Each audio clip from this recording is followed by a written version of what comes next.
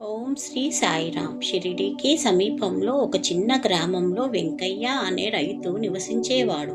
అతడు కష్టపడి పనిచేసే వ్యక్తి. ఒకరోజు పొలంలో పనిచేస్తూ కాలు జారి పడిపోయి అతని కాలు తీవ్రంగా విరిగింది. భరించలేని నొప్పి. గ్రామ వైద్యులు చూసి చాలా నెలలు పడుతుంది, సరిగ్గా నడవటం కష్టం అని చెప్పేశారు. వెంకయ్యకు కుటుంబం ఉంది. పని చెయ్యకపోతే జీవనం ఎలా అనే భయం అతనిని కుమ్మేసింది. మంచం పైనే పడుకొని ఉన్నప్పటికీ అతని మనసు మాత్రం సాయిబాబానే తలుచుకుంటూ ఉన్నది. ప్రతిరోజు అతని భార్య సాయిబాబా ఫోటో ముందు దీపం వెలిగించి, బాబా, నా భర్తను నిలబెట్టగలిగేది నువ్వే అని ప్రార్థించేది. ఒకరోజు రాత్రి వెంకయ్యకు ఒక స్వప్నం వచ్చింది. తెల్లని వస్త్రం ధరించిన సాయిబాబా అతని దగ్గరకు వచ్చి, విరిగిన కాలు మీద చెయ్యి ఉంచి, భయపడకు, లేచి నడువు అని మెల్లగా చెప్పారు.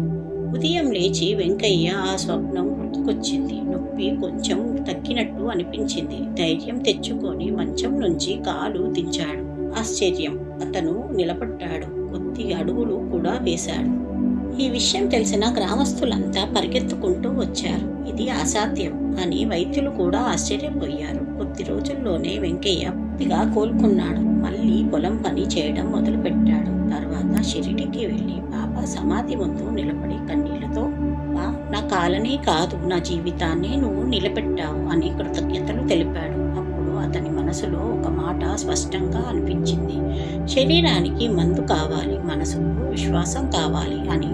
ఇలా మనందరికీ చెప్పేది, సాయిబాబాపై సంపూర్ణ విశ్వాసం ఉంచితే అసాధ్యం అనిపించింది సాధ్యమవుతుంది.